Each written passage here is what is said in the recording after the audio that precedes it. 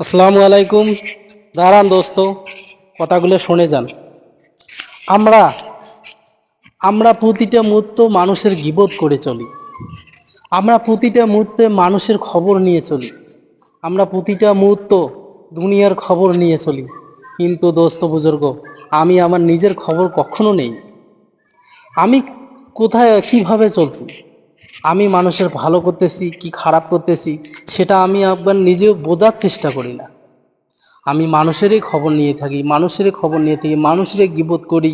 গীবত করতে করতে আমার গোনায় আমি হাবুডাবু খাচ্ছি।